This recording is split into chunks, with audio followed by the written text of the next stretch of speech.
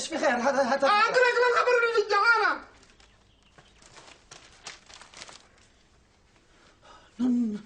نو واي نو واي.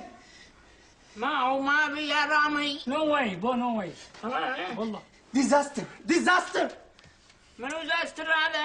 يقول لك انه في خبر هنا في الجريده يقول انه في عصابه اسمها عصابه القناع تهدد امن المدينه. الجريدة دي ما فيهاش ولا حاجة حقيقية، كله كذب، حتى يكتبوا في تاريخ اليوم. اصبري يا ليلى نبشر معه الخبر. اقرأ يا أخي وسيتبين الحق من الباطل. اسمعوا عصابة القناع خطر يهدد أمن البلاد. صرح مصدر أمني كبير أن هناك عصابة يضع أفرادها قناع تهاجم المنازل وتسرق الممتلكات وتقتل الأهالي، وترسل العصابة رسالة تهديد لمنزل الضحايا لكي يتركوا كل ممتلكاتهم ويهربوا، وفي حال عدم تنفيذ الرسالة تقتل العصابة كل من يعترض طريقهم داخل المنزل. يو ايش المصيبة هذه؟ نحن ناقصين يا جماعة أنا ما دخلش بالي ده الموضوع، هذه جريدة صفراء حق إشاعات. الحذر واجب. كمل يا رامي. طيب تم عقد قران الحاجة سعيدة. ما هو هذا؟ عفوا صح الخبر هنا. وصرح مصدر طبي كبير أن المستشفيات استقبلت 12 قتيل و24 مصاب ضحايا العصابة حتى الآن. شت يرحمك الله.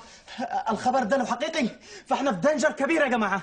اللي أنا افتهم لي يا جماعة إن إحنا لازم ننتبه ونفعل مترس ونفعل خندق عند البيت. خولة بنت الأزور ما شاء الله عليك. وأنا ورامي نكون رماة السهام بالسق، والأخت صفية تجهز لنا الفحم علشان المنجنيق.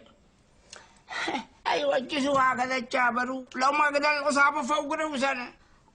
وإيش من عصابة يابا؟ الخبر كله كذب، يقول لك صرح مصدر أمني وما ذكروش الاسم، صرح مصدر طبي وما ذكروش الاسم، يعني كل المصادر مجهولة، يعني سلبطة في سلبطة. كمل عسى الله ونفهم شيء.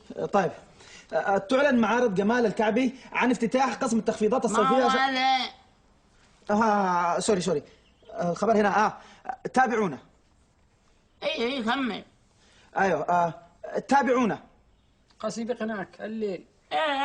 احنا بنتابعك. كمل. لا خلاص، يعني هو ده نهاية الخبر مكتوب كده تابعونا. يعني نحن نجلس نشتري الجريدة وهم يجلسوا يكذبوا علينا. شوفوا الإشاعات هذه هدفها زيادة توزيع الجريدة، حتى اسألوا مأمون هو يشتغل فيها وهو أعرف مننا. يعني قصدك أنا حق إشاعات ولا كيف؟ لا حق فضايح بس. اشتهمدي ولا حرام لطلعيه بصفحات الوفيات مدى الحين. صبركم يا جماعة صبركم، لا تستعجلوا. الأيام اللي تجي هي تثمر الخبر صدقي ولا. خلاص ولد العصابة الكذابين. يو مساء الخير.